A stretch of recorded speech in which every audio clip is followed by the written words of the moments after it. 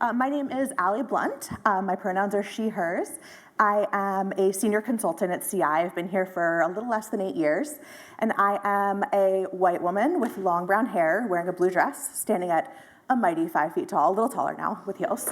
So you can see that I have my 2 babies here. I have a 3rd baby coming, but I actually have like a real 3rd baby that exists in the world, which is the cultural compass study.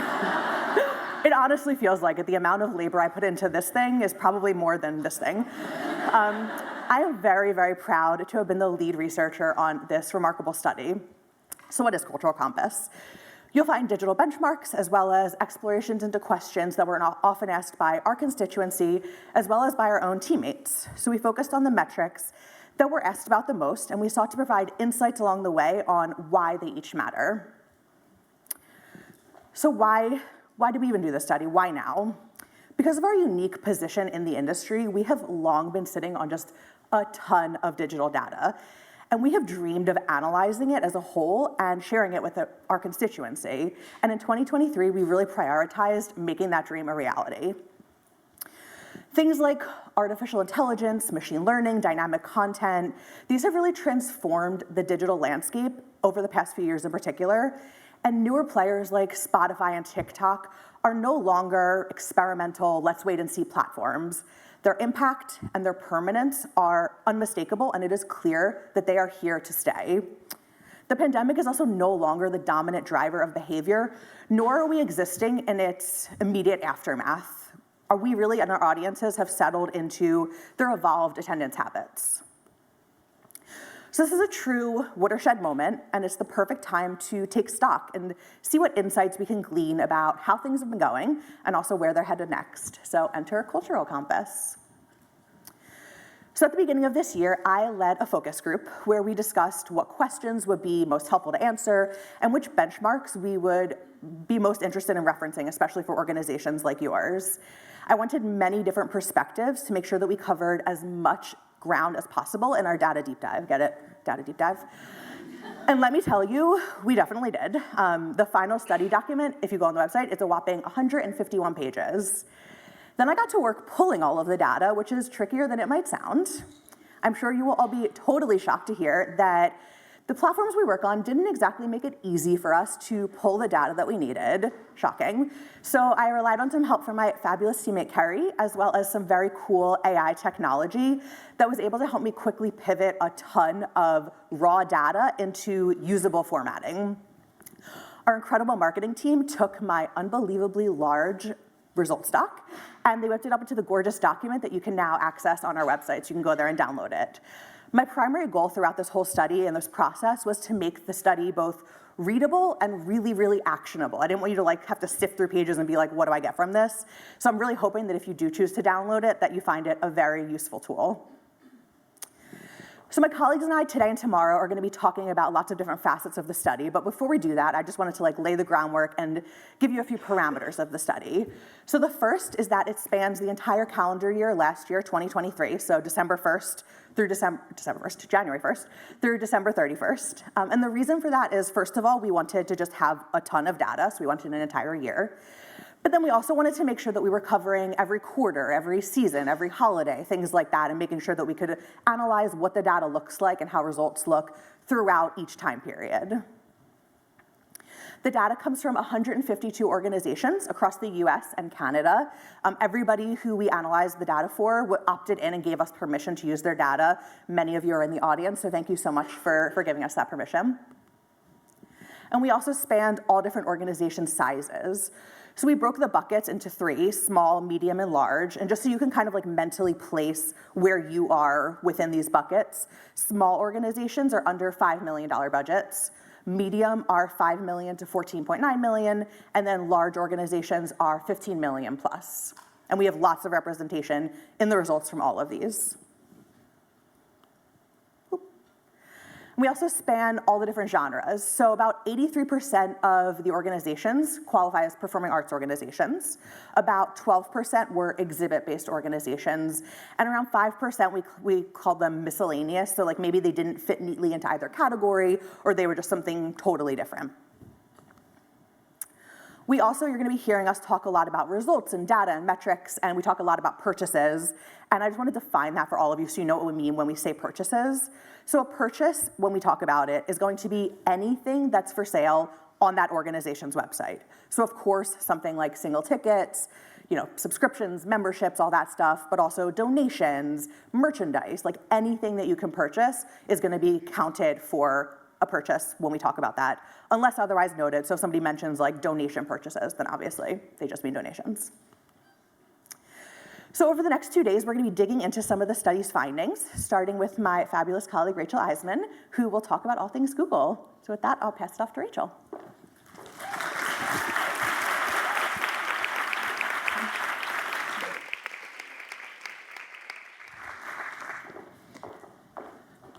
Hi, everyone. Oh, wow. Hello. Hi, everyone. My name is Rachel Eisemann, and I'm a consultant at CI. My pronouns are she, her, and I am an Asian American woman with medium-length dark brown hair, wearing a dark blue dress and a light blue tweed jacket. Now, there are 2 things you should know about me. I love sailing and friends.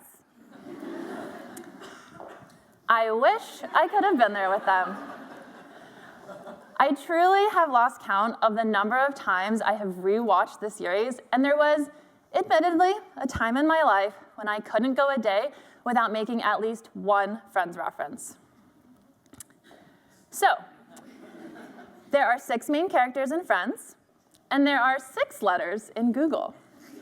So we are obviously going to turn this session into an episode and call it The One Where They Explore the Google Landscape. And more specifically, ask how to prioritize within Google. The opening line of the episode would be, invest in video on Google, because YouTube is the place to be. How do we know that? Well, when it comes to monthly active users, Facebook, YouTube, and Instagram top the charts, and YouTube is number 2. Plus, 71% of US internet users are YouTube viewers. What does that tell us? We want to be investing in and creating engaging and high-quality videos that invite people in to learn more about who we are and what we have to offer. Serving our ads across YouTube allows us to tell our story on a platform specifically designed for this type of content and share that with people where they already are. And the best part is, you don't need to run a YouTube campaign to have your ads appear on YouTube. That's right. There are 2 other campaign types that we can use: Performance Max and Demand Gen. Both of these allow you to serve ads across YouTube and capitalize on the massive, massive usership that we are seeing. YouTube is built into the fabric of Google, and there is so much potential there. So while you can run a traditional YouTube-only campaign, it's going to be more strategic and efficient to run on Performance Max or Demand Gen. Let's get into some more data. We love data, right? I'm going to start by showing you how Google channels performed across a few key metrics. This will be a bit of a deep dive into the numbers, as Ali mentioned, so hang in there with me. I will be your guide. As we go through each slide, I want you to pay close attention to paid search and Performance Max, or PMax for short. They are going to be our key players today. Little side note, there wasn't enough data to include every single genre breakdown, but I want to give you a sense of the consistent trends we see even when we look at different types of organizations. And for any orchestras out there, I want to strongly encourage more of you to try out PMax. Starting with dance organizations, we can see in this light blue bar that paid search drove the highest purchase conversion rate, which is the number of times purchases occurred divided by the number of times they could have every time we served an impression. Paid search is uniquely primed to see sky-high conversion rates because it's a channel based on high consumer intent. Those are people who are already looking for you. Next, we have CPA, or cost per acquisition. This is the average amount that it costs us to get one person to take a desired action, in this case, a purchase. Here, we see a huge drop in the height of our blue bar for paid search, but that's a good thing.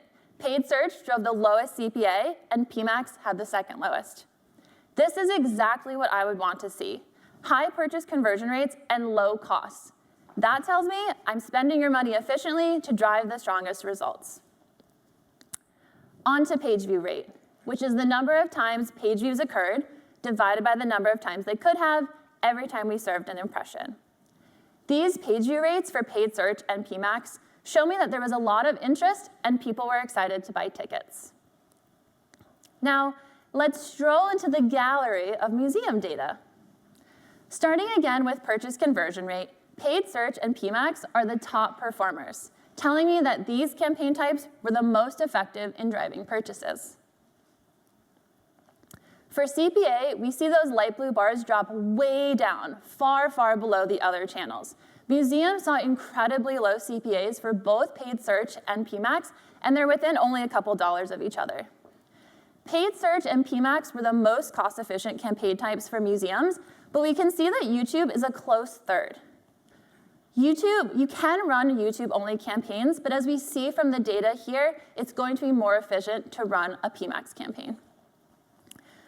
We're going to look at page view rate next, and if you're thinking that paid search and PMax are going to be the top two again, well, you're absolutely right. Since we're back to rates, we're looking for higher bars again, and we see that here for both paid search and PMax. High page view rates tell me that people are visiting multiple pages across an organization's website or the same page multiple times, signaling strong interest and intent. And take a look at demand gen and YouTube. These campaigns aren't as efficient as paid search and PMax, but they are still effective in driving website traffic. Theater organizations, it's time for your moment in the spotlight. And plot twist, PMax had an even higher purchase conversion rate than paid search. For CPA, the results for dance, museums, and now theaters are making it really clear that paid search and PMax are the most efficacious campaigns. And with page view rate, hold on tight because we're going way up there with paid search, followed by PMax.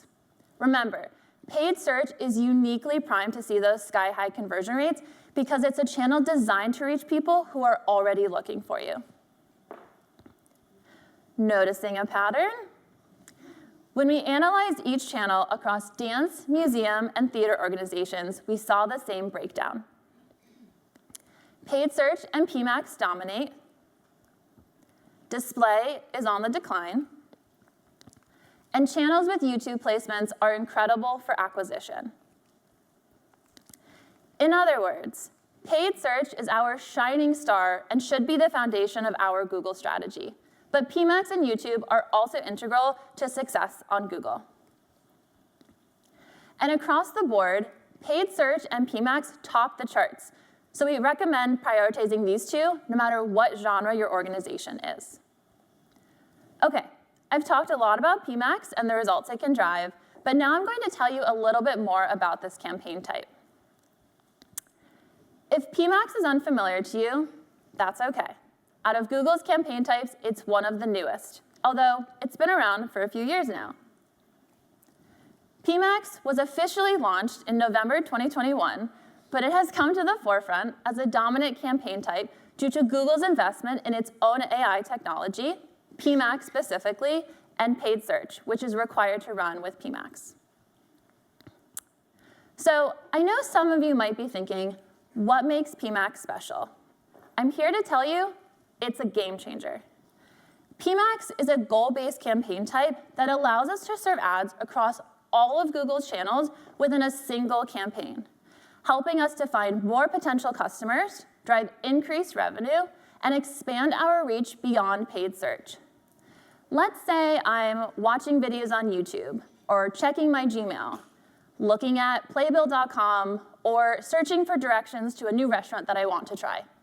These are all opportunities for your message to get to me, and a PMax campaign is going to allow your ads to show up in all of these places. Audience targeting is fully automated by Google, but we can add audience signals to help guide the algorithm towards the types of people we want to reach. Google dynamically creates ads for each placement and user based on the image, text, video assets that we provide. And it has even added generative AI capabilities within the platform to help you make additional creative assets. Once the campaign is up and running, Google continually makes optimizations in real time to drive conversions for the goal that we set. When I think about the incredible capabilities and possibilities for PMax, there's really only one thing to say. Oh my God. Now, PMax deserves a lot of celebration, but it's important to remember that it needs its best friend, paid search. Google doesn't call paid search and PMax its power pair for nothing. In fact, Google designed PMax to complement search, and the data we get from search campaigns are essential to PMax's success. If you want the best bang for your buck on Google, the iconic duo of paid search and PMax is going to be your best bet. Now for some examples.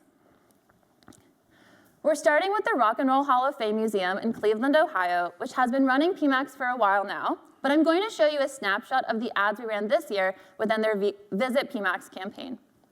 This is an example of their evergreen ads.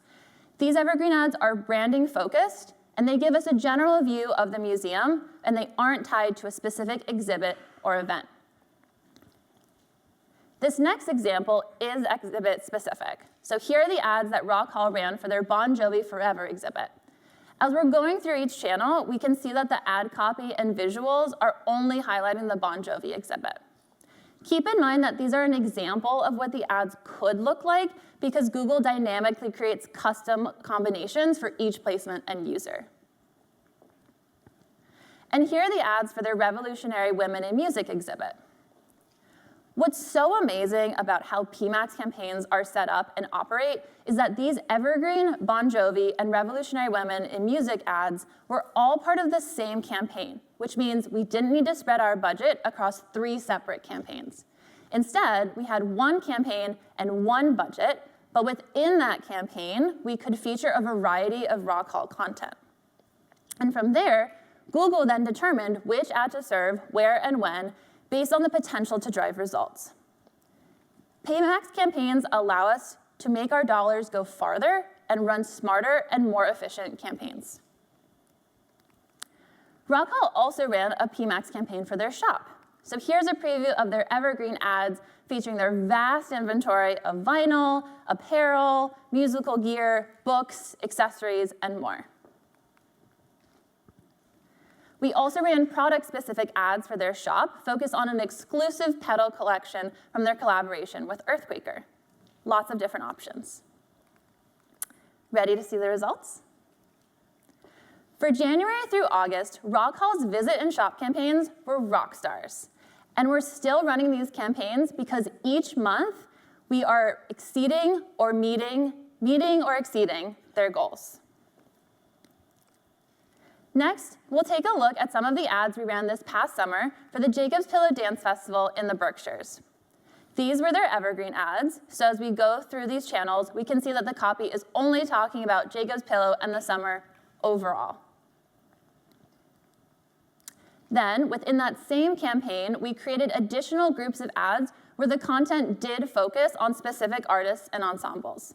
Here's an example of their Momix ads. Google was using the same inventory of assets that we provided to create each variation of these ads. Look at all the different ways that we could highlight the performances. Plus, we didn't have to make sure that our messaging was consistent across separate Google campaigns because this was all happening within the same PMax campaign. It takes 2 to tango, and together, the PMax and paid search campaigns generated stellar results. To top it all off, Jacob's Pillow exceeded their summer revenue goals. Yes, applause. Woo. Who wants another example? I've got one for you. This time from our friends at American Repertory Theater in Boston. We ran a show-specific PMax campaign for their production of Romeo and Juliet. Oh, revenue, revenue, wherefore art thou revenue? Was definitely not what ART was asking because their campaigns performed amazingly well and the show sold out. Now, the takeaway here isn't that we should be comparing our results to these numbers, although they weren't out of the ordinary compared to many of the results I've seen for other organizations. Still, there are so many variables that can influence how a campaign performs. Some of this has to do with programming, some of it has to do with budget or content or the length of a campaign. It also has to do with the market or the time of year where you're running campaigns. And it also has to do with how much you're investing in paid search. What we should take away from all of this is that paid search and PMAX are incredibly powerful tools that can help us to tell our story, reach more people in more places, kind of like AT&T, and meet or exceed our goals. And really, the biggest takeaway here is hire movers when you're trying to get a couch into your apartment. No, but really, what we can learn from this scene in Friends is that in life and in the digital landscape, it's important to stay nimble, and sometimes we do need to pivot. Best practices for how and where we should be running campaigns can change quickly. To continue achieving the best possible results, we must embrace these changes and adjust our strategy and budget to meet the moment.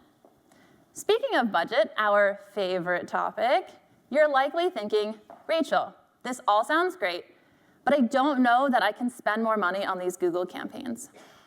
What I'm really saying here is think about Google differently. If you're already spending on Google, great, keep doing that. But take it a step further and pivot to prioritize paid search and PMAX.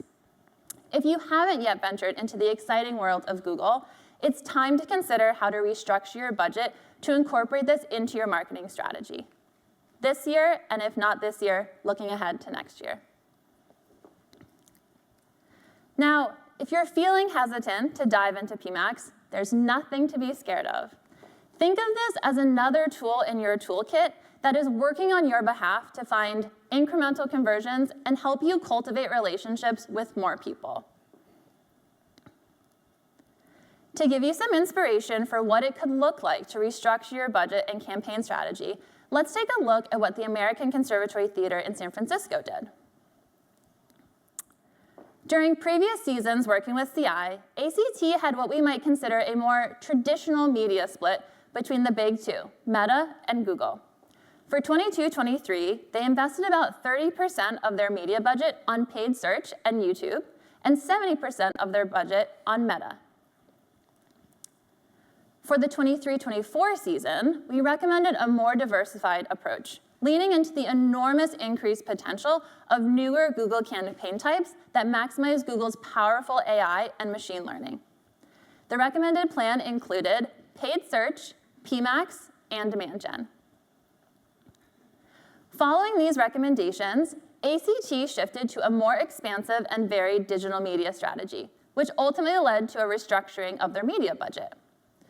Overall, media spend increased by 47% season over season, and spending on Google specifically more than doubled with this shift. Overall spend on Meta increased by only 4% year over year. How did it go? Overall, these strategic shifts led to far more efficient results and greater, more cost-effective reach.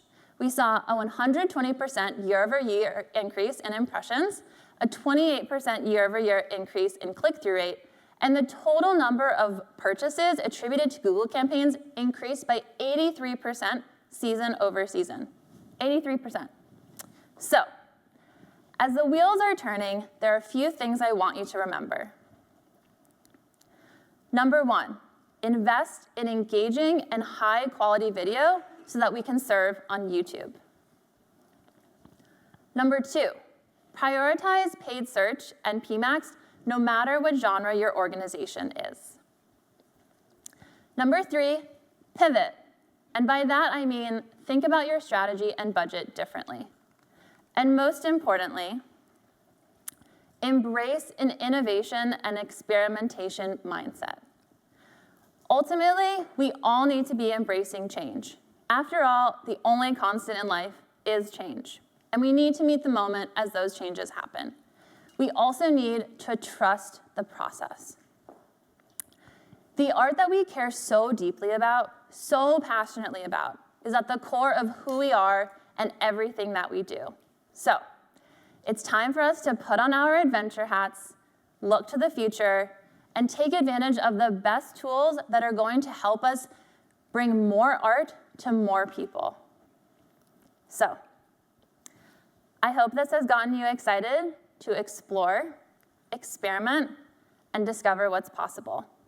It has been so wonderful spending this time with all of you. Thank you for listening.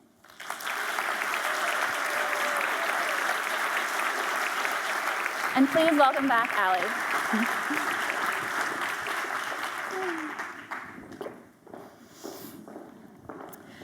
So if you were here for boot camp last year, you may or may not remember, it's totally fine if you don't remember, probably wasn't as big for you, it wasn't for me, that in my session I focused very heavily on Taylor Swift. So when we decided for today and tomorrow that our kind of theme for all of our sessions would be like favorites, things that we're obsessed with, naturally my initial idea was that I would again feature T Swift. I was literally at her concert a week ago, 6 days ago, so it felt very fitting. I was like, let me ride that wave of excitement. But then I thought, Taylor Swift gets so much love and so much attention, and you know who doesn't, in my opinion, get as much love and as much attention as they deserve is the other light of my life, which is ABBA. I really love ABBA, and if this is a safe space, and I hope it is, and we're being honest here, I really, really love the Mamma Mia movies, like both of them. Yes, oh my God, you guys are gonna love this. Like they're maybe my favorite movies. Like when I was preparing to have my first baby, and we were getting ready to go to the hospital, I made my husband ensure that he downloaded both movies on every single device that we brought in, just to be safe, you never know. I do think the 2 is a superior one, and please find me during a break if you also have strong feelings about this, because I will happily discuss for an extensive period of time. But honestly, they are both just truly cinematic masterpieces. This is my favorite slide that has ever been on a boot camp stage. Thank you, Jess. Okay, this is honestly embarrassing, and this is bad, and this will just go to show you how deep this infatuation goes. I honestly did not even realize this. I had this revelation as I was putting together this deck. But this love has really infiltrated my subconscious to the point that we went to Greece on our family vacation last year, which, if you're somehow unfamiliar, Mamma Mia is set in Greece. And you might be thinking, okay, Greece is a perfectly normal place to go on vacation. That doesn't seem weird. But it gets worse. Because I dragged my family, and this time it included my parents and my sister and my baby niece, all the way to Sweden a couple months ago, aka ABBA's homeland. That's us in a little town called Sigtuna, in front of ruins that were built in the 12th century. Now, Sweden is amazing. It was such a fun trip, and there are a lot of reasons that I would recommend going. But I will fully admit that I really just wanted to visit the ABBA Museum. Like, this whole thing started because I turned to my husband one day and I was like, I want to go to Stockholm and see the ABBA Museum. And then we went. That's my son having the time of his life in the helicopter from the cover of Arrival. He still asks about when we're going to go back. I'm like, probably never.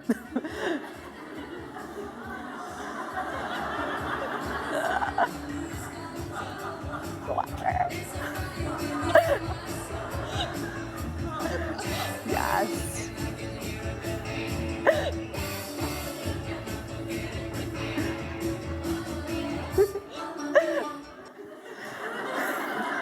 Yes, that was amazing. So clearly my wildest dreams absolutely came true there, most especially it's my little 2-year-old daughter shaking her booty to ABBA's greatest hits alongside holograms of the band. We had to, this is not an exaggeration, we had to like physically drag her out of this room after multiple performances. This was one of many. It was truly one of my proudest parenting moments. Oop, that's my mic. That's why I had to put it up here, because it just delighted me. So I share all of that in part to justify why you're about to see a whole lot of ABBA and Mamma Mia for the next few minutes, but also because I actually think it's really cool what they've done in recent years. So ABBA isn't afraid to experiment with things like technology, like the holograms here. They did a hologram concert. They also experiment with different media. They did a movie, 2 movies. They did a play. They did an immersive dinner theater experience.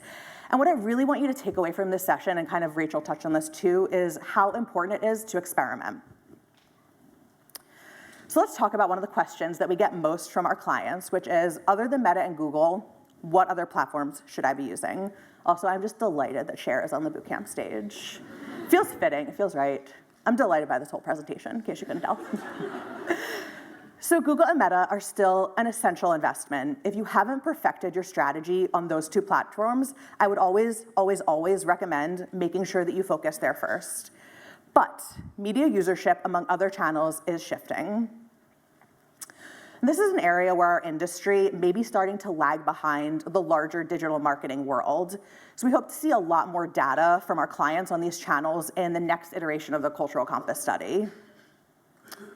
So here are the number of campaigns that we did by platform in the study. And remember, this is across all of calendar year 2023, so a whole year, across 152 organizations. And there were 7 TikTok campaigns that we ran, 20 Spotify campaigns, and 6 CTV campaigns. Compare that to, of course, to what we see for Meta and Google. Also just note that the Meta and Google numbers are not apples to apples. On Google, a campaign is really equivalent to like one targeting segment, whereas on Meta, a campaign can have multiple targeting segments, so you can't like directly compare those, but still, obviously, the volume is much larger than it is for the other 3 platforms. And when I say that our industry has really been focused on Meta and Google and hasn't fully embraced some other big platforms in the landscape, let's quantify that further. So we're gonna focus on TikTok, streaming audio, AKA Spotify in this case, and CTV, which are 3 of these non-Meta, non-Google channels that we feel are most essential and most accessible for arts organizations. So let's see how much money we are investing on Meta and Google as opposed to the other 3 I mentioned. So you can see here to the left that Meta and Google are obviously much higher. This is from the study, this is average spend for the full year per organization. And you can see CTV does come in pretty close to Google, but just note, remember that that was across 6 campaigns, so we're not talking about like an abundance of data here. And also the median for that was 17,000, so there were some outliers that were like really bringing that up, but still much lower than the rest. So now that you've gotten a big picture sense of where these channels currently stand with each of our constituency, let's dive into each of them. Let's start with TikTok.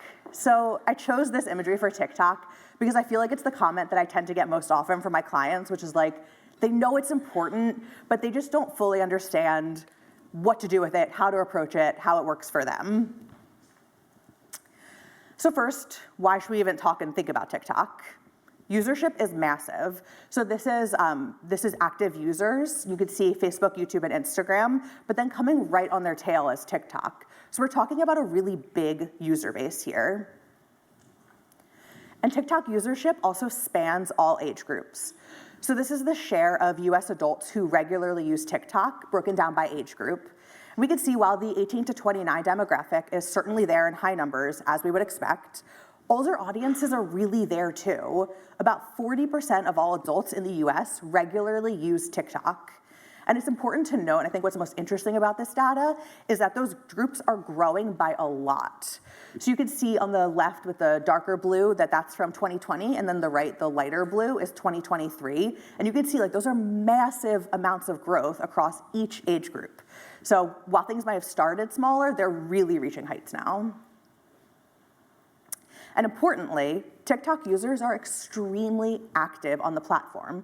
So this is time spent per day across those same platforms, and you can see that TikTok absolutely wins. A TikTok rep once told us that TikTok users consume a movie's worth of content on a daily basis, which is kind of like a funny thing that's always stuck with me. So we're talking about a massive user base across all ages, and people are really, really active on it. People are also primed to purchase when they're on TikTok. So about 1 in 7 internet users purchased because of something that they saw on TikTok within the last 30 days.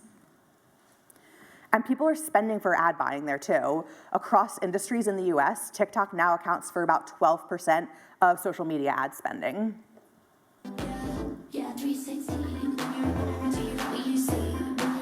You're just looking at me. Falling everywhere, I'm so Julia. That has nothing to do with what I'm going to talk about. But like I couldn't have a section about TikTok and not show you a really good arts TikTok. So there it is. Thank you, ABT. So arts organizations haven't fully embraced TikTok yet, but really now is the time. Even if you aren't ready to run paid campaigns there, which is totally fine, you should be on the platform. We recommend that organizations with budgets that do allow for it, though, should start thinking about allocating towards TikTok.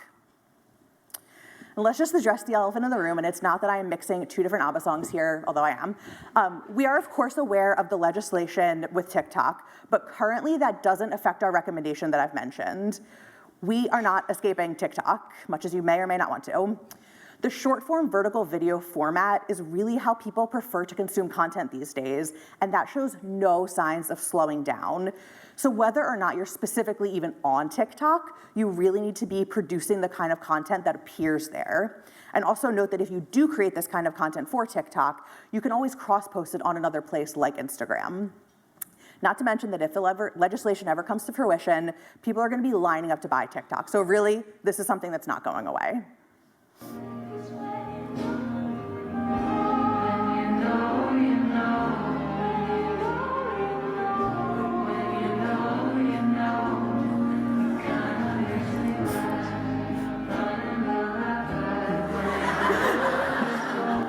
So good. So this is from ICA Boston's Spring and Summer Branding Campaign, which ran between April and August of this year. There was like a nice lengthy period of time, so it gave them the chance to experiment, like they tried different objectives with this. And I love this example. I love the idea of starting, if you haven't already, your TikTok exploration with a branding campaign for two reasons. One is TikTok is really great for building awareness. And the second reason is that when you have a broader objective, like building institutional awareness, you have more room to experiment and test. So take this as inspiration, and maybe that's like the most approachable place for you to start if you haven't already. I also just wanted to highlight the engagement rate for that ICA Boston campaign as compared to the average engagement rate that we saw for Meta in the Cultural Compass study. Now, this isn't apples to apples because the engagement rate on the left, that's for one campaign that ran across 5 months, and then on the right, that's across all of the campaigns for all of the Cultural Compass study on Meta.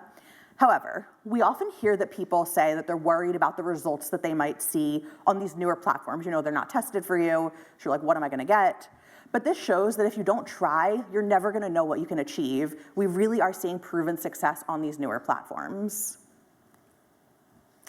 All right, let's talk a little bit about CTV. But first, what even is CTV? So CTV is short for connected TV, where users are watching TV through an internet-connected device. So think smart TV, Apple TV, Amazon Fire, that sort of thing. Unlike traditional TV ads, CTV advertising allows for more targeted options, so you can really leverage viewer data to ensure that you are reaching the most relevant audiences. CTV was adopted by around 82% of households in 2023, with about 44% of households eliminating linear, like traditional broadcast TV altogether. And according to Nielsen in July 2023, traditional broadcast TV dropped below 50% of total TV usage in the US for the first time, and streaming services accounted for a record 39% of total TV usage. Total CTV ad spends in the US increased a lot recently too, from $6 billion in 2019 to around $25 billion in 2023. So that's a 317% increase just over the span of a few years. Note though that smaller budgets are better served elsewhere. So YouTube is really the first place that we would recommend investing in to explore digital video and streaming if you don't have a large budget. But if your budget does allow, CTV ads are a powerful tool that you can reach audiences where we know that they are watching. So let's look at CPM for the 5 channels that we're focusing on today. So you can see Meta, Google, and then the other 3. So CPM is the amount that an advertiser pays for 1,000 impressions. So in other words, the higher the CPM, the more expensive that your ads are. CPMs are often higher for channels like Spotify, like CTV, especially CTV as you see here, and that is not concerning. CTV and Spotify impressions can be more valuable compared to something like, let's say, display or demand gen. Because an impression there is actually a watch or a listen. So when you're on CTV, like somebody actually has to watch or listen to your ad, versus something like a banner or a Gmail placement, where it's a much more passive exposure for the audience, and it's something that they can much more easily ignore. So in that way, a higher CPM is actually worth it for higher quality impressions.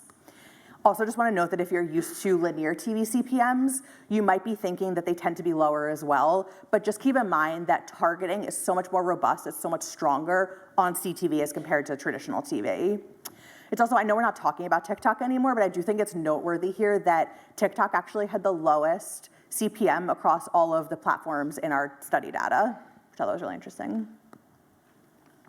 But CPMs don't necessarily even have to be that high. So here's a recent example from the Kennedy Center, where the CPM for their CTV campaign for Clue was around $18, which is of course much less than the average $30 that we saw across all 2023 campaigns.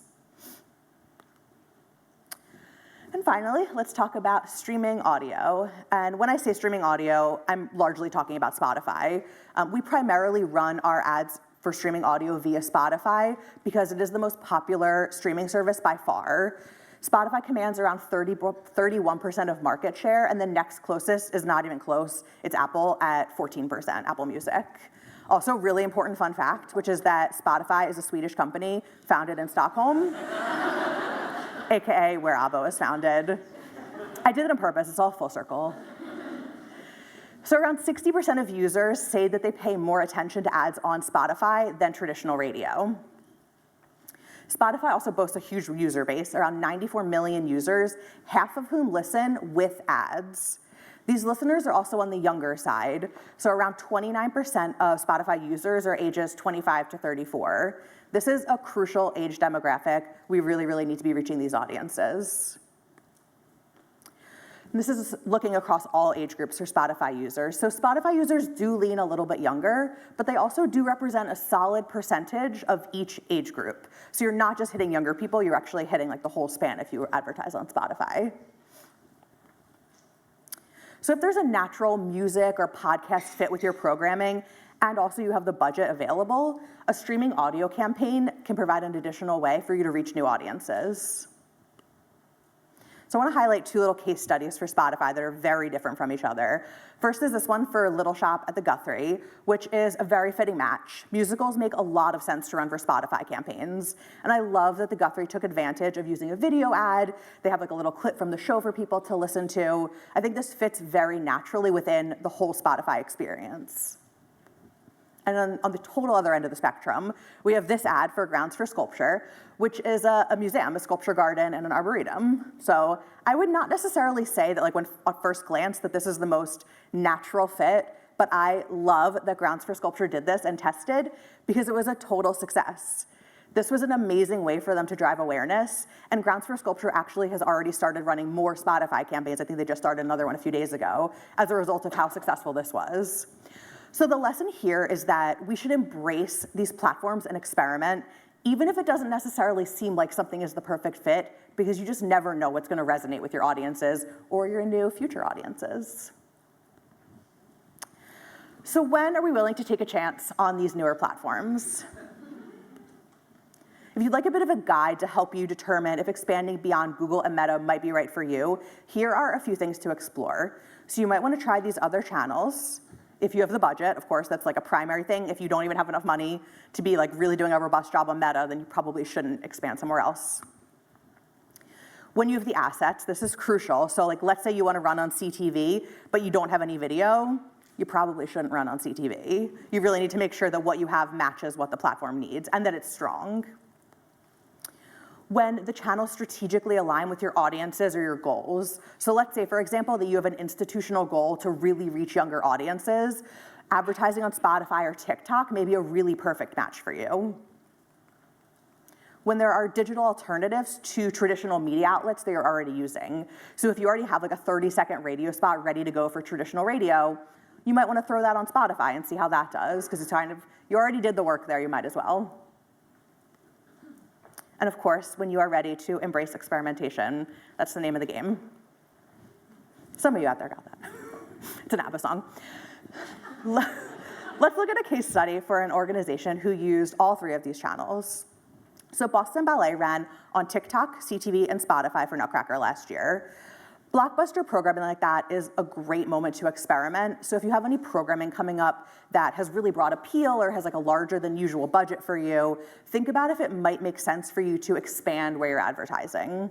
So let's start with TikTok. So on TikTok, Boston Ballet focused on acquisition audiences, including users who were interested in relevant topics and those who watched relevant videos.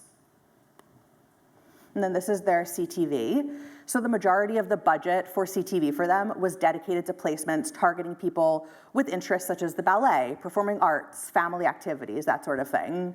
The primary goal here was awareness, and this was largely an acquisition effort, which is very much what we recommend for CTV. If you kind of think about your own user experience, you're not gonna see like a lot of direct clicks and a lot of direct ROI here. This is much more awareness building. And then finally, they ran on Spotify. So the targeting groups included users listening to holiday genres and then also a behavioral audience of users who are interested in theater. Now, Spotify is not able to track dynamic revenue. They can track purchases, but not revenue. So this ROI that you see here, which is a stellar 700%, that's estimated based on the average transaction value on Boston Ballet's website during the time period that this campaign ran, but incredible ROI. So what are our major takeaways here? Also fitting that Meryl's on stage. I love everything about this. Of course, Mamma Mia 2 is superior. I will die on this hill. I'm kind of kidding, but kind of not. In reality, first and foremost, master your meta and your Google strategy first and foremost. I cannot stress enough that you need to make sure that you're really nailing those before you can start kind of like chasing the shiny new object. But assuming that you feel really good about those, then start embracing newer platforms like TikTok, CTV, and Spotify, but do it when they make sense for you. So I don't want you to like go back to your desks and be like, I must get on Spotify for every campaign right now, because that is not what I'm saying. It might not make sense for you in your organization, and that's totally fine. I just want you to think about when it might make sense and when it might work for you. And then, of course, experiment. Thank you.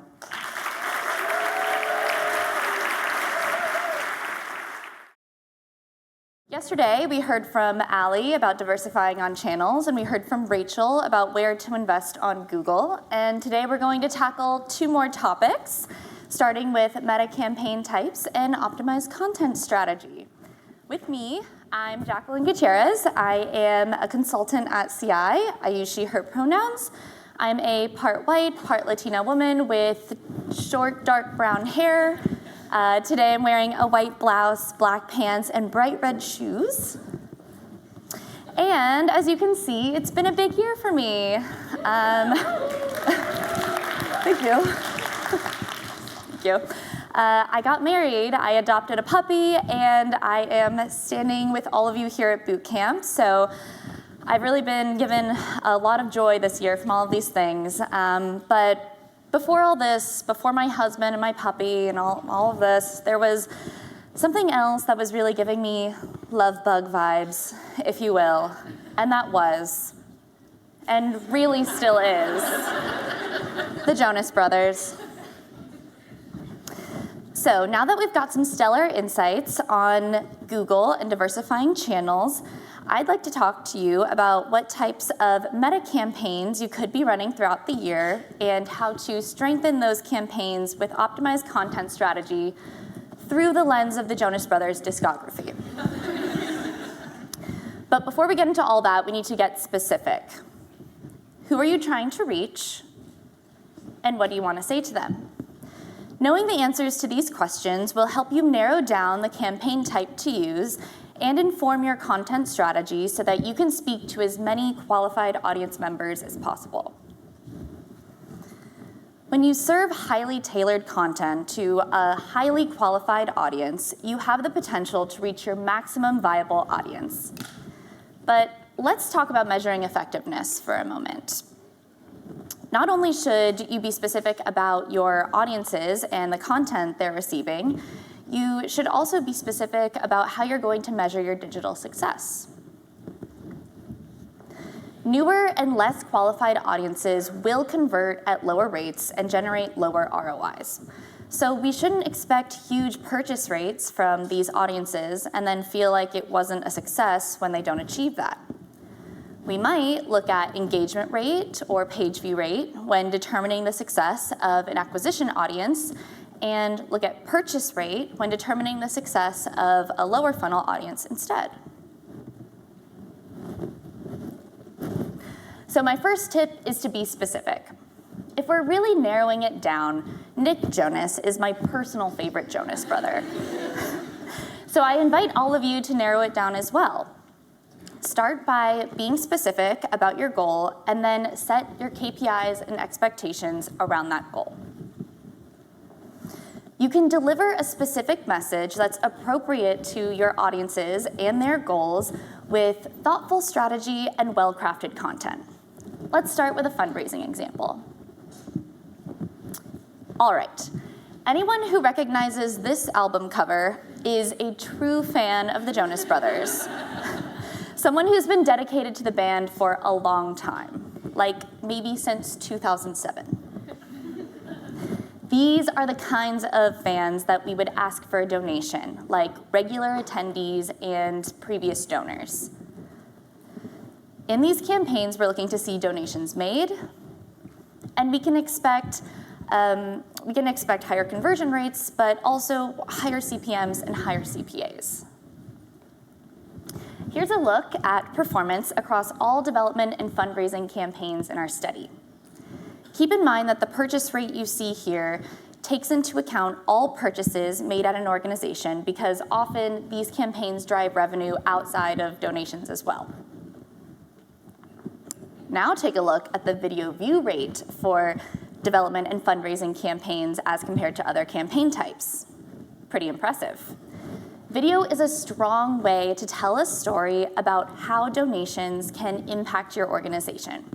And keep in mind, development audiences are already more qualified audiences, so they're more likely to stop and watch your video. The audience members you'd ask for a donation are your biggest fans. They probably know you and your mission pretty well already, so you should speak to them as such. Check out this video from Cincinnati Playhouse in the Park. In just over 30 seconds, it gives a very tangible example of exactly what a donation can do for the Playhouse and who exactly benefits from the donation.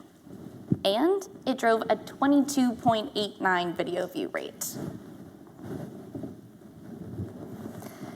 Asking for a donation should be personal. In the same campaign, the Playhouse implemented this video, where at the end they say thank you, because they know that their donors help make them the organization that they are. And I'm sure that's true for all of you as well. In both these videos, the audience is being directly addressed, and not only informed of their impact, but actually shown the difference that it can make.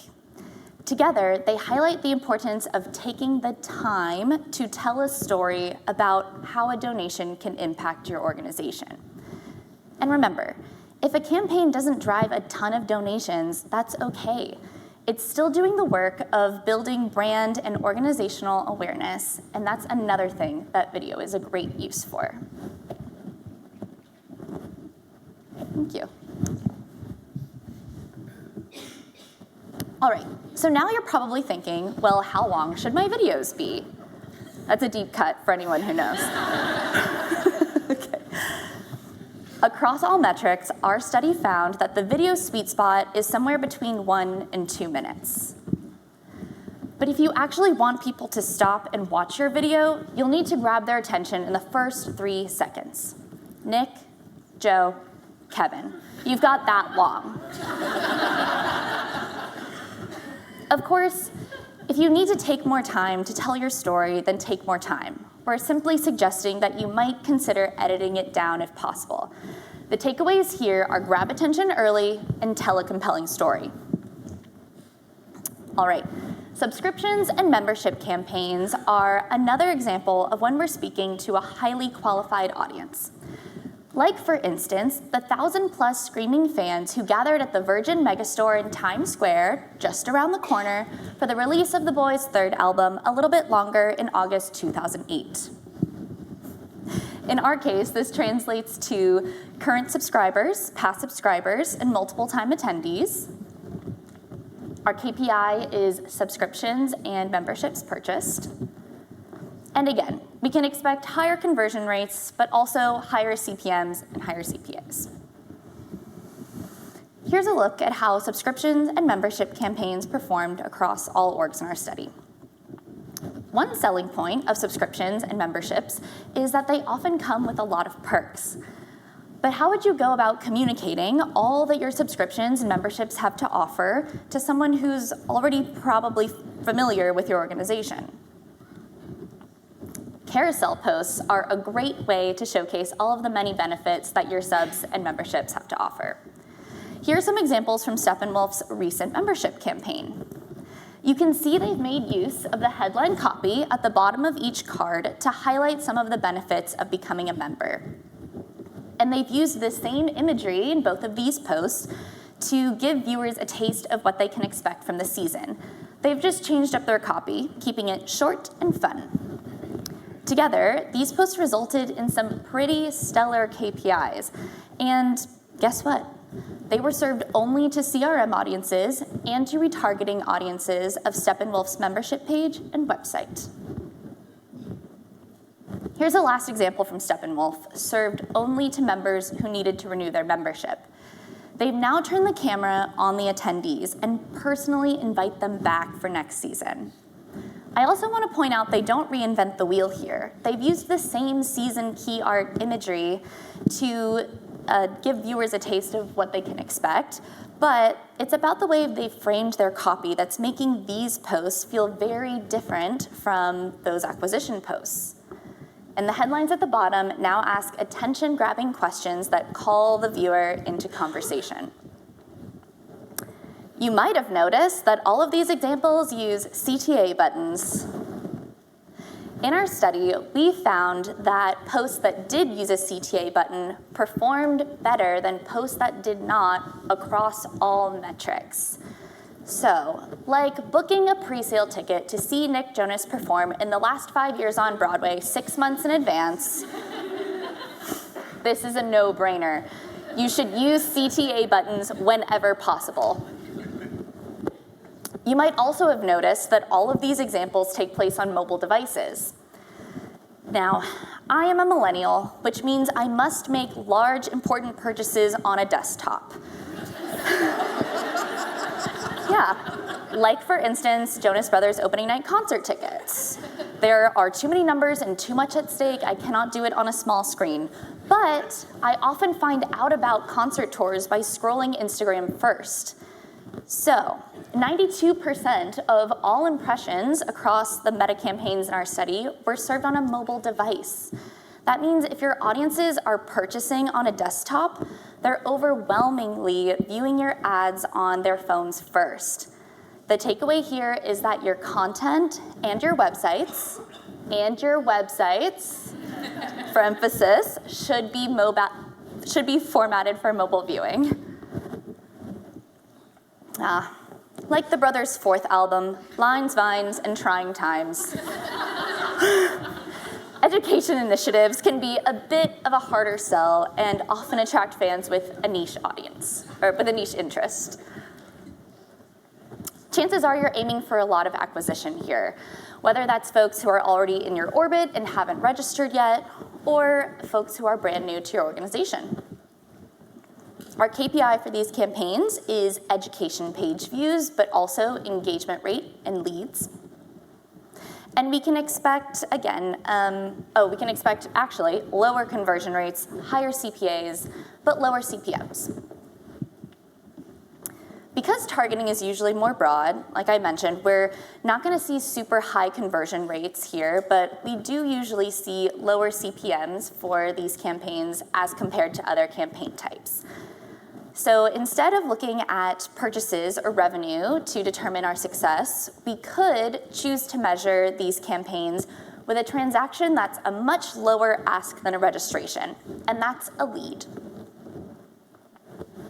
As you might know, lead gen campaigns allow us to collect information like emails and phone numbers from patrons directly within Meta's platform. For the last 2 years, the Houston Ballet has run a lead gen campaign with the objective of reaching users who might be interested in signing up for ballet classes. This post got them the emails of 120 new interested audience members. And in a world where first-party data is becoming increasingly harder to come by, having accurate and qualified customer data points is incredibly valuable. These email addresses are straight from the source. Here's another from Houston Ballet. Notice they're using specific examples while still addressing a wide breadth of audience members, everyone from experienced dancers to novices. So they're increasing their chances that this copy is more relevant to more audience members. And over the last 2 years that the Houston Ballet has run this lead gen campaign, they've generated 2,669 new leads. That's a lot of new and highly qualified audience members interested in ballet classes. Maybe you don't have a class to offer, but you do have a new initiative to invite new audience members in, and you need to educate them about what you do have to offer. To promote their Student Insider program, Carnegie Hall used this gorgeous image of their venue paired with a direct call to students in the copy and a specific call to action in the headline. This is another opportunity for lead gen campaigns to do some of that heavy acquisitional work for you. Once you have qualified audience members in your customer database, you need to continue speaking to them with the same specificity you did when running your lead gen campaigns. This is a long game, but over time, you'll be able to move audience members lower down your funnel or through your bow tie by continuing to tailor your messaging to them as they make their way through your organization's offerings. And lead gen campaigns can be used for more than just education initiatives, but remember to adjust your expectations around your goal. Our recommendation here is to consider how much you're willing to pay for the type of lead you want. Okay, now for the section that's as highly anticipated as the Jonas Brothers' 2019 comeback album, Happiness Begins. It's single ticket campaigns. Single ticket campaigns usually served your full marketing funnel, everyone from recent attendees all the way up to interest segments. Our KPIs are ticket sales and production detail page views, and we can expect slightly increased conversion rates and CPMs. Here's a look at how all single ticket campaigns performed across genres in our study. So, how will we get the results that we want when we're speaking to a more varied marketing funnel? The National Symphony Orchestra decided to take a tiered approach in their 2024 season. They served these 3 different ads throughout their single ticket effort, each addressing audience members at a different point on their journey to the NSO. The post all the way to the left served only to their top of funnel audiences, doesn't even mention a concert name. The center post served only to their mid-funnel.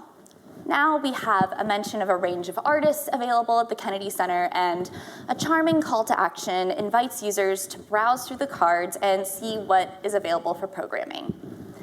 Finally, we get down to a post advertising a single concert with a description of the artist's work and the show date. And that post alone drove a 454% total ROI and resulted in just 42 cents per page view. Segmented strategies can take time, but if it's a possibility that you end up with those kinds of results, I think it's worth it. Our recommendation is to use segmented messaging. Remember that just because you're speaking to more varied audience members doesn't mean you can't be personal about how you reach them. There's some hospitality in that, right? In that NSO example, they weren't asking brand new audience members to buy a ticket. They weren't even mentioning their programming. They were simply introducing themselves, more along the lines of being specific to the audience members that you're speaking to. So now you might be thinking, Jacqueline, how could I possibly put together that many ads with segmented audiences and all of this messaging and all the visuals for an entire campaign flight, and make sure that they are all correctly formatted to all of Meta's many placement options. It's flexible ads. Flexible ads, formerly known as dynamic ads, are a relatively new ad option from Meta, and we're going to hear much more about this afternoon. But for now, just take away that targeting does not stop at audiences. It now applies to ads too. Just like a fan of the Jonas Brothers' comeback era music might not be a fan of their earlier, more formative works, an ad that resonates with one audience member might not resonate with another audience member. These ads allow you to add multiple versions of copy and visuals up to the platform, and then Meta uses its AI-powered machine learning to serve a combination of copy and visual to the user that it thinks will perform best, and that's individual to each user. Speakeasy Stage pivoted from traditional ads to flexible ads in the second half of last season. With the switch to flexible ads, they saw a 126% increase in attributed purchases, with a 22% increase in spend. Also during this time, the average campaign length increased by just 6%. This means that they were able to spend more money more efficiently over a similar period of campaign days and improve their results. Implementing flexible ads does mean that you will have less control over what your ad's looking like. And I know that makes some people a little nervous maybe, but it's okay. Like we've heard, dynamic content is here to stay. And this means relinquishing some creative control, but it also means gaining creative targeting abilities. The hundreds of thousands of people who are going to interact with your campaign are all going to react to your ads a little differently. With the variety of combinations that flexible ads offer, you're giving yourself the chance to reach more audience members in a way that speaks to them specifically. And the key word here is variety. Flexible ads are a great vehicle to work variety into your campaigns. But you can and should also implement variety by using different post types. Think of all the examples we just saw. In our study, we found that not one post type outperformed another. The data was inconclusive. So you should try to use all of the post types in your campaigns. Now is the time to leverage creative to reach different audience members in a way that best speaks to them. I personally would be happy to hear many, many Jonas Brothers songs over a long period of time. Just like your audiences will appreciate getting a new ad or a different post from time to time. So, the more options, the better. Think of it this way. If the Jonas Brothers played only their first 3 albums on their world tour, they would attract people who were only fans of their first 3 albums. But because they've decided to play all 5 albums and selected singles, they're attracting a lot more fans. The same is true of your creative. All right. Here you'll see myself, my cousin, and our childhood friend at 4 different Jonas Brothers concerts. That's maybe a third of them. From the year 2010 to 2023. We were 4 different versions of ourselves at each of these concerts. But it's what the Jonas Brothers have to say and how we feel at a concert that kept us coming back. Remember that that is why folks are buying your tickets. So as is demonstrated here, audience members are on all kinds of journeys to your organization, and you'll have to meet them where they are. You can do that by being specific about your goal and letting that guide your choice of campaign type and content strategy. Being realistic about your KPIs and adjusting your expectations around them. Using segmented messaging to speak to all audiences throughout your funnel, wherever they are in their journey. Leveraging flexible ads to achieve creative targeting. and prioritizing serving a variety of posts. And that's all I've got for you today. Thank you so much.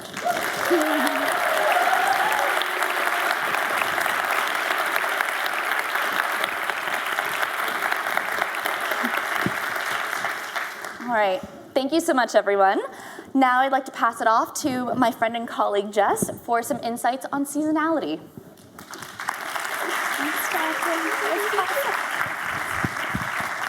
Hi, everybody. My name is Jess Isgro. I'm a senior consultant here at Capacity Interactive. My pronouns are she, her, and I'm a white woman with long brown hair wearing a tan top, black pants, black shoes.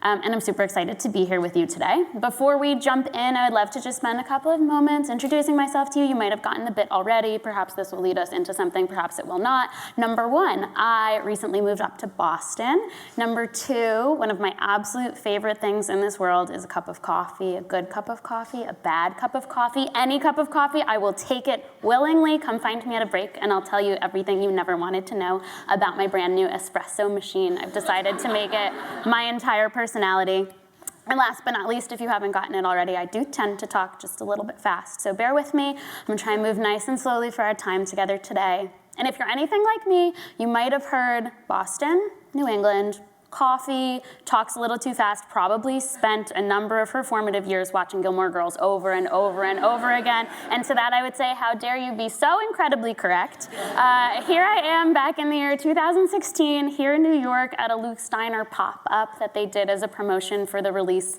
of the Year in a Life revival on Netflix. So I really love Gilmore Girls. Now, why is this important? It is not because I have an audience here and I can live out my Lorelai Gilmore dreams on this stage before all of you. It's because the Gilmore Girls, they get you. They understand what it's like to have a variety of programs throughout the year that all need love, care, and support. And if you need a refresher on what those were, there was the Stars Hollow Autumn End of Summer Madness Festival, their Autumn Festival, their Bit of Basket Festival, and of course, their annual Firelight Festival. So they were no strangers to seasonality and the importance of programming throughout the year. And what's most important is they all went really well, right? The whole town turned out for every single one of them. Whether it was a major holiday or a made-up holiday, everybody was there. So they really get it. We can learn a lot from them. And that brings us to our theme for today, which is timing and holiday campaigns. So we often get some version of this question: does it matter when I run my campaigns? Does it matter when I launch? How long I run? How much I have running all at the same time? And it's a common question with a very simple but maybe not satisfying answer, which is yes, but also no. And by that I mean, like, of course you have a variety of programs. They all need the love, the care, the support, and you can't control where they fall in your season. But you do have to put dollars, spend time, and investment behind all of them. So yes, it matters, but at the end of the day, your schedule is what it is. If you're feeling at all overwhelmed by the prospect of figuring out how to juggle all of those priorities, fear not. In our next 20 or so minutes together, we're gonna spend some time digging into some key benchmarks from the study that really show us different trends by quarter, and most importantly, how you can leverage those trends into greater success for your season as a whole. So first, let's set the stage with a few important trends by quarter.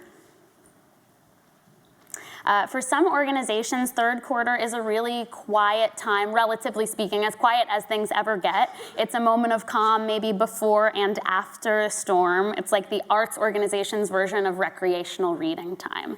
So this is finally time for those, like, when I have the brain space projects. I'll get to that when I can, when things calm down, when they slow down. It becomes a really great time to dig into that and experiment. And the data shows us that third quarter is actually a really perfect time for this, and it's for three main reasons. Number one, third quarter was overwhelmingly found to be the most cost-effective. This is based on data of CPM, which is cost per 1,000 impressions, or the way that we buy our ads, as well as CPA, or cost per acquisition, the cost to drive a single purchase. It was by far less expensive to spend and drive results in Q3 than any other quarter. That means that your money is going to go further, both for reach and for results. Number two, conversion rates were highest. So in addition to that extra reach, extra engagement that we're getting from low cost to serve, we're actually getting high rates of those purchases back. It's money and time well spent. And last but certainly not least, spend was lowest. So this shows us that even though the results were great, there certainly is opportunity to increase more. Let's take a look at some of the cost-effective data. And whether your budget is large or small, you all know the ability to make money go a little further is certainly not going to hurt anybody. So this data is from Meta. We can see here in Q3 that there's a huge drop in CPM from over $9 in Q2 to $8.50 in Q3. Again, low CPM means low cost to serve. Low cost to serve is we're going to get more for our money in Q3 than in any other quarter. Second, CPA was nice and low in Q3 as well. It's a 30% decrease from what we have in Q2. Going back up into Q4, where we are all right now, I'm sure it is a busy, maybe even stressful time for all of us. It spikes by another 25%. So Q3 really is a great time to dig into before things get really busy. Second, conversion rates were highest. Not super surprising to see this alongside those great cost per acquisition metrics. This is data from both Meta and Google. We can see here the light blue bar is Q3 on both, and it spikes really clearly into third quarter. And of course, this timing coincides with a lot of your on sales, season launches, all of that. So it's great to see that we're getting purchase rate and engagement during that period of time. It tells us we should maybe even lean into it a bit more. Page view rate on Google especially also tracks alongside that, with the highest rate of page visits per quarter also occurring in Q3. And lastly, as I said, spend was lowest. Here's media spend on Meta. You can see a bit of a decrease from Q2 into Q3, and a big spike again heading into Q4. Probably not a surprise on that last bar on the chart to anyone there, because we know Q4 is so incredibly important, jam-packed for so very many of us. Between your Christmas carols, your nutcrackers, all of the things that you have on your plate right now, it really is an important time to be present and to juggle a lot of different priorities. Now again, spend in Q4, it jumps 45% from Q3 into Q4. On Google, it jumps 50% from Q3 into Q4. So this is time of massive investment for so many of us. And the important thing is that that money that is being spent well. Results here aren't too surprising. On Google, we have our very highest return on investment happening in Q4. On Meta, we have our second highest, but just remembering again that huge amount of investment being made, the revenue that we're seeing there really is exceptional. And again, a not super surprising slide full of data you all probably could have anticipated. Your average order values are also higher in Q4 than in any other quarter. And if you were taking a peek at the Q1 or Q2 bars on any of the previous slides, you might have noticed that I semi-intentionally said nothing about them, and that's because Q1 and Q2 results are super varied. They don't really show us a very clear trend. In Q3, we see very clear low spend, high results. Q4, very clear, high spend, high results. Q1 and Q2 are just kind of meh. And so to illustrate that with a bunch of slides that are going to tell us some important things for benchmarking, but not as important for trend prediction, is here we have page view rate for Meta, super high in Q1, a bit lower in Q2. The opposite happens for Google, a bit lower in Q1, a bit higher in Q2. Digging in just a little bit more. We have pretty average page view rates for Meta happening in Q1 and Q2. On Google, Q1 a little lower, Q2 a little bit higher. Again, all pretty unclear, and when the trends are unclear, it makes it more difficult for us to anticipate what our results might be and to plan for how we can achieve the results that we want. Two more to really hammer it home. CPA on Meta was a bit lower in Q1, higher in Q2. On Google, we see it was even across. A little bit of a different trend for a different platform. And last but not least, bringing us back to our very first stat, CPM, which of course we saw as being so low in Q3 on Meta. On the Google side of things, Q1 is a bit low, and then we see a spike into Q2. So again, a lot of data to tell us that, we have very deliberate engagement building from Q3 into Q4, but we have things that are running in all seasons of the year. If we can build stronger intentionality in the first and second quarter, we can start to strengthen those results and make them a bit more predictable. So what does it all mean? With these valuable benchmarks in mind, we have three important next steps. Number one is to lean into your third quarter opportunities, those low-cost, high-engagement opportunities. Number two is to learn to amplify those fourth quarter successes, those high-converting, high-spend successes. And last but not least, to leverage all of this into a much stronger and less murky Q1 and Q2. Let's start with leveraging some of those Q3 trends. Now recall that this is the time with the lowest CPM, highest conversion rates, highest Google page view rate, lowest spend by far. So it means your money goes further, your results are stronger, audiences are more engaged, they're kind of ready, and you kind of have the time to be able to do a little bit more there. And there are a few key ways that we can even improve our results during this cost-effective time. We can use this to generate some high-quality leads. The San Francisco Opera did just that with a lead generation campaign in August. It drove upwards of 2,000 leads, asking folks to sign up to know when single tickets were going to be on sale. And ultimately, this drove a very high volume of leads and low cost per lead. And if we think about the potential lifetime value that we get out of those users, it really is exceptional return. This also went hand in hand with an awareness campaign that ran through the summer with some segmented messaging, just like Jacqueline was talking about before. This drove an exceptional return of over 1,000%, and it shows us how well-timed efforts that raise awareness of the coming season before we're really in the thick of it can really help boost results during, again, a relatively quiet time. The second recommendation here is to use this cost-effective time to capture early interest in future programs. The Houston Symphony had a great idea this year to pick a few concerts that really anchored their coming season and begin to promote them very early on. So we selected a few that we thought there was either going to be a really strong fan base behind or there was already a lot of ticket demand for. And we ran very bottom of funnel page visitors of that concert and very top of funnel people with general interest in that type of concert campaigns. We started these in the second quarter, ran through the third quarter. So when subscriptions were all that was on sale, it was, did you know we have a James Bond concert coming? You can subscribe for access to tickets. When single tickets were on sale, it became, get your single tickets before all of the best seats are gone. These drove exceptional engagement, exceptional return, and by capturing some of that early interest, even if we still have purchases to drive, we've built up really great audience pools to rely on later. This is also a great time, again, for that recreational reading, to experiment with things you've always wanted to do in terms of strategy, creative, and platforms. The Walnut Street Theater did just that. They experimented with a longer range, sort of phased approach to their on-sale. That was a pre-sale, save the date, lead generation, and on-sale. Each of these drove above average returns. They really built a comprehensive user journey heading into that period of on-sale and taught them a lot about being able to phase in this approach to build awareness and engagement and get people excited for the day they're able to buy those tickets. Cincinnati Symphony Orchestra also used a phased on-sale approach, and the second bit that they tested during this campaign was using entirely vertical videos for their on-sale. This is an example that they called their hype reel. It ran during that pre-sale period just to get folks really excited about the ability to buy tickets and what it would look like to attend the venue and the season coming up. It drove a really exceptional engagement rate, about double that of the industry average, and had about an 1,800% return. Just take a quick listen.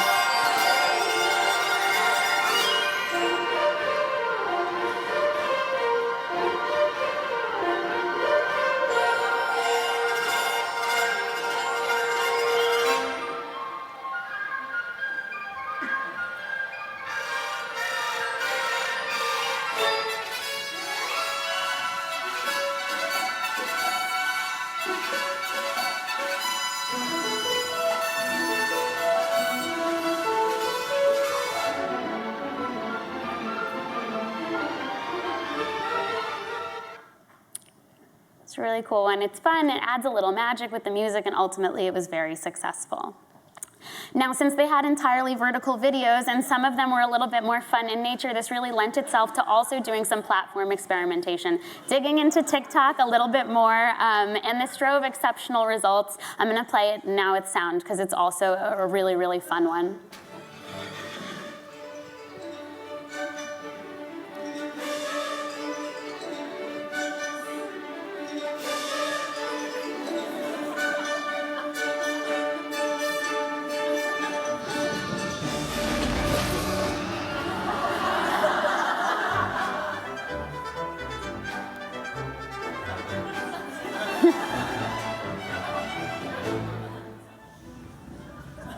Oh, so fancy.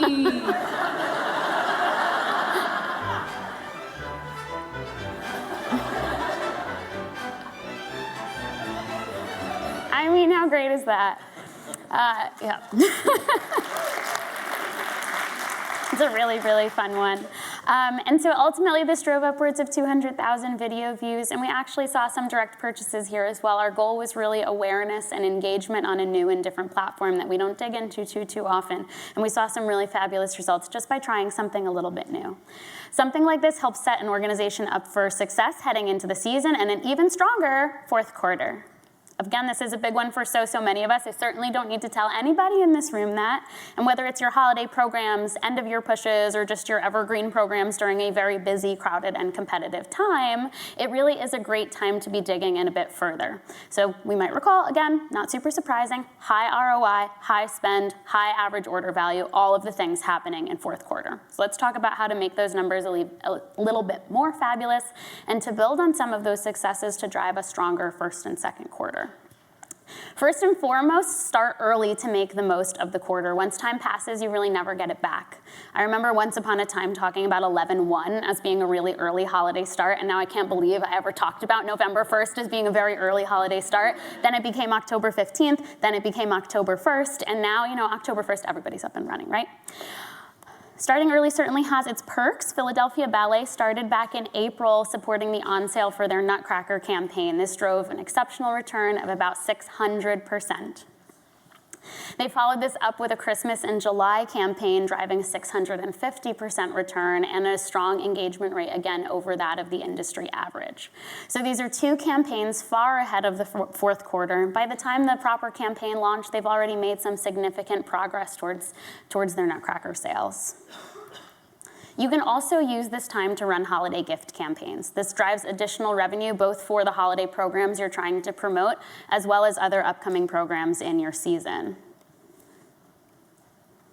Miami City Ballet ran a really successful holiday gift campaign using, again, some principles from our last section, thinking about how they could test and learn even when they really are in the craziness of the holiday season. Over on the left-hand side, we have sort of a traditional production photo with some gift messaging. On the right-hand side, a Nutcracker walking a dog down the streets of Miami. Both performed really well. They got to learn a little bit, though, about how the audience interacted with one type of ad versus the other.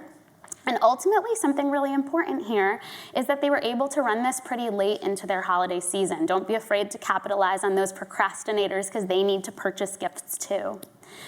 And of course, don't hold back on advertising programs, concerts, events that take place in late fourth quarter, even early first quarter that aren't holiday, even if you have holiday in the hopper as well.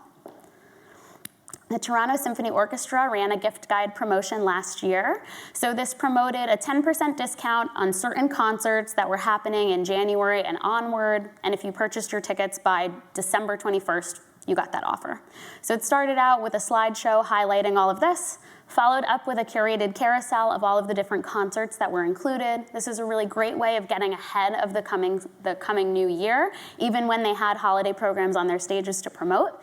And it drove exceptional, above average ROI, really great engagement. And much like those Houston Symphony campaigns we had looked at before, it started building pools for these concerts that we would use in the future. And again, we're thinking about extending these successes throughout the full season. You have a whole season to support, so this data is going to help us do that.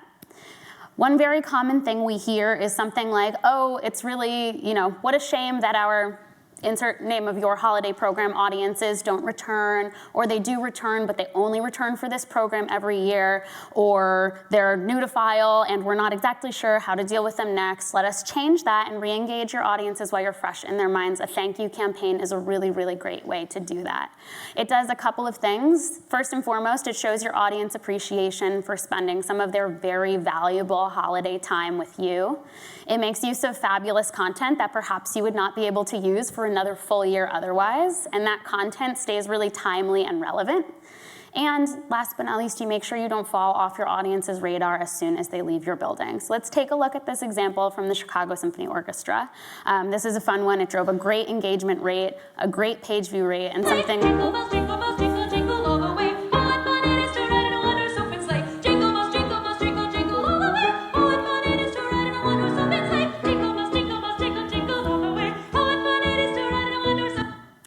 The wink gets me every time. I don't know why. But it's a really, really fun one. It drove great engagement, great page view rate. This engagement rate of 1% is pretty much triple the average we saw across a lot of other campaigns. And something else that we call here like bonus purchases. Of course, we're not expecting people who just attended a concert to buy just a couple of days later, but we saw a couple of these here as well, which we certainly won't turn down. You can also take the step one further and look at your new to file buyers. Consider offering them something, a curated carousel of concerts they might love based on what they had already seen, a discount to come back to your venue, to your museum, to attend another program. Regardless of what that offer or message is, just make it really clear that you're doing all you can to extend that relationship. We all know one single purchase certainly isn't that end goal, thinking about that bow tie, and it's really just the start. So let them know you really want them to come back. Also, offering non-holiday alternatives during this period of time is really important. Spending Q4 promoting holiday and holiday alone means that people who haven't bought yet, but perhaps don't want to, perhaps holiday programming isn't for them, maybe they've filled up their schedule, but they might be really great targets for what you have happening in Q1 or Q2. And very often we wait a little too late to start promoting those concerts, those events, those exhibits. This year, or last year I should say, the Cincinnati Symphony Orchestra also dug really deeply into more heavily promoting their December, early January, and early February classical concerts during the months of November and December. This was a time when traditionally we had really just focused on holiday and had our classical campaigns a bit more quiet. And by digging in early during this period of time, doing some advanced awareness, they actually had one of their most successful December campaigns that we've had in our 7+ years of partnership and counting. So really, really worthwhile to dig into this period of time and offer alternatives, especially for folks who've already purchased holiday. If we move one sales curve earlier, we're kind of moving them all. And of course, last but certainly not least, include long-running campaign types in your strategy that don't have to wrap with calendar year end. As I said earlier, of course, you have things happening throughout the full year, and you want to give your users a really comprehensive touch point with you throughout. So you heard a lot yesterday from Rachel about Performance Max. I don't need to dig too heavily into the specifics again, but because this is one campaign type that can be long-running, where you nestle a variety of your different concurrent objectives and goals within it, so long as they are all focused on that ultimate goal of driving a purchase, it can be a really great way to offer variety and opportunity to your users, to your potential audience members, without having something that come the end of the year is ready to shut off. And gift membership campaigns are also a really great way to do this. Denver Art Museum runs a gift membership campaign throughout the year. So this is something that is always on in some way, but the creative rotates. And here we have really specific holiday gifting messaging in the gift membership campaign. But come the new year, that's going to rotate to the next one. This tends to see really, really great results. And again, it's a wonderful way to build continuity for users, which now brings us full circle. So to boil all of that down to just 3 important takeaways for all of you that I would love for you to take with you today. Number 1, there is no such thing as starting too early. Even if it's 6 o'clock on a Saturday morning, there's always going to be a Rory who's ready for it, even if there's a Lorelei who's still asleep. If the interest is there, the engagement will always follow, and you get the benefit of low cost, far reach, and high engagement. Number 2, offer variety. Sometimes you want coffee.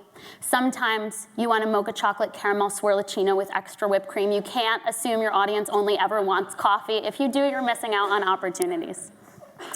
And if you think my metaphor is getting tired, I'm sorry, perhaps you could offer it a cup of coffee or a mocha chocolate caramel swirlicino with extra whipped cream. And this is all to say you can't assume that in peak holiday season that's all users want to hear from you, especially if they purchased their holiday tickets so early. You don't want to fall out of relevance and have to work harder to bring them back later.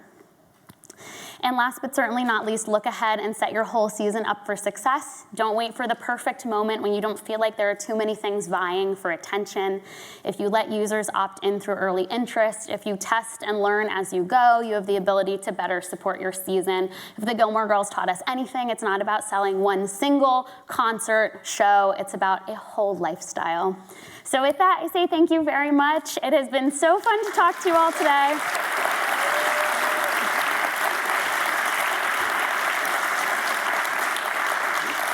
This is mine and Jacqueline's information. Feel free to reach out if you have questions, and I'm excited to welcome back Allie and Rachel for a little Q&A.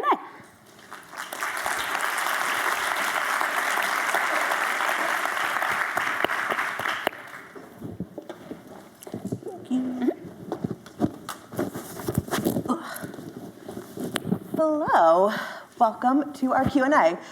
Jess reminded me this morning that this was not, as I said yesterday, the like favorites obsessions session. This is the aging millennial session, so I hope you all greatly appreciated all of our references that are super topical. Okay, so I have a bunch of questions from all of you. The first one, what are some recommendations for PMAX campaigns, especially from a graphics point of view? Anybody can take any question. I can start us off.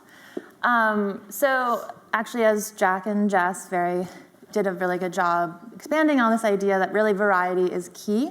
So whether that's with your evergreen ads or your show-specific ads, whatever you're talking about, you really want to have a good mix that features different parts of your organization or your programming. The messaging, the ad copy that goes along with that, talking about your organization, what makes you unique, what's special about what you do and what you offer to your community, what's exciting about the show, maybe it's the cast, maybe it's something special you're doing with it. Thinking about the different ways that you can talk about what you're doing and how that's going to resonate with different people, and knowing that, as Mike mentioned yesterday, he was paying attention to, the NBA, but he was also looking for a Broadway show, and you don't want to miss an opportunity to talk to someone, and thinking about, wherever that messaging is going to reach them, giving them a variety is going to help you achieve that in a better way. Yeah, and I will add to that on top of the visual variety, also make sure that you've got a variety of asset sizes. PMAX takes many different asset sizes, squares, landscape, portraits. Make sure that you're filling all of those asset slots, because not only, the more visual variety, the better, the more asset shapes and sizes, the better as well. Next one, have you seen any success with Spotify's newer video campaign option? I guess I will take that one. It's weird asking myself a question, but me, a question. So yes, we have actually. I did a very informal poll of CI staff this morning on Slack, just to ask, is everybody seeing this? I personally see this with my Spotify campaigns, that the video ads tend to outperform the audio ads, and all of my colleagues agree with me thus far. I haven't had anybody dissent. But I just wanted to say one thing about an interesting difference between video and audio ads on Spotify is that video ads are only going to play when you have your phone unlocked and Spotify is open that you can see it, which makes sense, it's a video. Whereas audio ads can play at any time. So it kind of makes sense that a video ad might outperform an audio ad, because you inherently, the user experience, you're paying attention to it, your phone is open, you're directly able to click. So I think that's why it might outperform, but just keep in mind an audio ad is going to serve more frequently, because most people are not listening to Spotify with their phone open, ready to go. So I think it's an interesting difference, but if you have the option, if you have both types of assets, I would highly recommend running both types of assets if you can.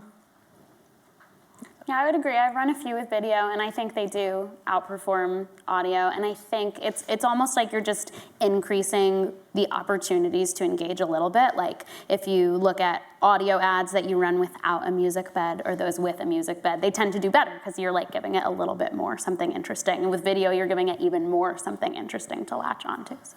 Totally. Cool. How can I produce a large volume of content when working with limited resources? It's the constant question for all of us. Okay, I will take this one. So we have many catchphrases at CI, but one of our favorites is, your ordinary is your audience's extraordinary. And if you've been to lots of boot camps, you might have heard this before, but it's really true. Great video does not necessarily mean high production budget.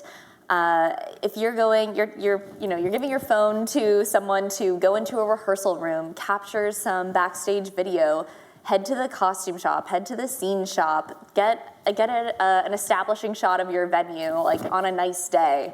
Those are all things that your users are going to be interested in, because those are all things that they're not necessarily seeing right away when they're coming to watch a show, but it just gives them an extra special little treat before they get there, and that is a low cost way to up your variety, I would think. Yeah. Something that I would add to that, which kind of goes along with the evergreen content as well, is don't feel like you have to start from scratch every time you're putting content together. They're likely, especially the costume shop or the behind the scenes things or featuring people on your staff. That's content you can use throughout the year, time and time again, and change it up a little bit if it makes sense during the holidays or at any point in the year. But there's a lot of content that you can repurpose, and don't feel like you have to recreate the wheel every single time. Yeah, reduce, reuse, recycle. Use it again. I always have clients ask me, like, is it okay? And I'm like, nobody's gonna remember your ad from like 6 months ago. Like we pay way more attention to our ads than our audiences and our viewers, so don't worry about it. Next one, do flexible ads limit specificity in ads since we don't have control over what content appears together? All right, so I think there are two answers to this question. There's a way to be specific when you're building flexible ads, and that is breaking up your ad groups by the audiences that you're speaking to, right? So you can put many, many options that are appropriate for an upper funnel audience in one ad group, and many, many options appropriate for a lower funnel audience in another ad group. So in that way, we do get to hold on to that specificity. But in terms of exactly what pops up in a user's feed when using flexible ads, that is a little bit of a surprise flavor. We are not going to always be able to see exactly what copy is being paired with what image. And that's okay. That's a little bit of relinquishing that creative control that I talked about. But Meta does have a lot of preview options that you can flip through, and that will give you a good idea of what ads are potentially looking like as they're popping up on users' feeds. I feel like in reducing a little bit of the creative control to it also sort of spurs a different type of creativity for those of you putting the assets together. Like, I've seen a number of organizations who perhaps once upon a time would have put text or a quote that's really specific to go with an image in the copy and then an image separate, and now it's like text treatment. It's a more comprehensive experience in the asset so that it looks more seamless with any of the copy options that are in there too. So it's also, I think, pushed us to think about the visual piece of it a little bit differently. 100%. Next one, how do you measure the efficacy of an awareness campaign on these newer platforms? How do we know that it worked? I could take this one to start, which is that, the answer generally is that it's not any different measuring how well a Spotify campaign performs for awareness versus a Meta campaign or a Google campaign. But if you're like, but how do I measure it for Meta and Google? There are lots of different ways. In the immediate aftermath of a campaign, looking at our upper funnel metrics, so looking at like video views, impressions, people going to your website, like page views, so cost per page view rate, those types of things are really telling us how much our content is resonating with our audiences. But then these are long-term efforts. So I always hesitate to tell people to look at the short-term effects because we're in this for the long game. So when you want to think about how it's doing, you have to think way bigger picture, like over a year, over a span of years. And I think my favorite example of this is there's a theater that I work with, where we started running an awareness, like a branding campaign, several years ago. And we run it for the full season. We've been doing it since we started. And they just kind of like pop in whatever content makes sense at the time. Like maybe they have a great article that's published about them. Maybe they just want to highlight their student matinees in their education program. And that just runs throughout the year. And the first year that we did that, we actually saw a really significant bump in their donations for their end of year December donation campaign. And that has continued since we've started that campaign. And it makes sense because, if you're spending an entire year telling people about how great you are, it makes sense that people are going to be primed over an entire year, several years, to think that you're really great. You don't have to like cram all those messages in just for the month of December, like a lot of organizations do. So that gave us a really clear measurement of like, okay, we started this thing, and then now we can see a really clear measurement of that being successful. So I thought that was really interesting. I don't know. And also, just a tried and true, like, what do your KPIs look like? If we're being specific about our measurement, how expensive are your costs? Are you seeing efficiencies there? What did your engagement rate look like? Good old-fashioned data. I think along with that, just remembering that everything you're doing, all of your marketing efforts are working together. And as Jacqueline was just saying, what are your KPIs on each of those channels or wherever you are, and remembering that like maybe one place is gonna help you drive those purchases and another one is just gonna help you get your word out there even more and reach more people, but everyone's trying to reach people as many places as possible. It's all working together. How does this being an election year affect when holiday show campaigns should launch? Oh, I think it's a tough one. I think what we do is for joy, and that's the really important thing that we want to like keep with us. That's like the simple answer. The more complex answer is like perhaps depending on where you are, it will get more expensive. But guess what? It got slightly more expensive during the fourth quarter anyway, and the data from last year wasn't an election year, so we can sort of anticipate that regardless. But I think it harkens back to what all of you have mentioned in some way, which is like digging into the feelings you give people, the experiences they're going to have, putting something like wonderful on their radar for the future. All of those things, I think, just really set you up for success. The costs are going to be what they are. Maybe it won't, or maybe it isn't significantly more expensive in your area. Maybe it is. You still have to sell it, so sell it with heart. So sweet. I just will say, personally, I've started all my holiday campaigns already for all my clients, like weeks ago. So, and we're certainly in an election year. So like, if you are somebody who hasn't started your holiday campaigns yet, I would think about getting that done quickly, sooner rather than later. Like Monday. Like ASAP. Sorry to like give you work, but has anybody not started holiday campaigns yet? Is there any pending ones? Yeah. Sounds about right. Yeah. Part of me wanted to end on Jess's lovely note, but then also I saw a really contentious question come in, and I have to end on that note, which is Jess, Dean, or Logan? Oh. I had to do it. I'm Team Jess. And it's not just because it's my name, but he came back when he was ready, I think that's what the internet says. I'm also Team Jess, for the record. Mm-hmm. But her Kelly Bishop is Team Logan, which is, I love her, but incorrect. I know. Do you guys have feelings? It's fine if you don't. I mean, Jess, the sensitivity, the books. Yeah, books. Yeah. Yeah, Jess has my heart. It's a consensus. It's the best thing that's ever happened to me.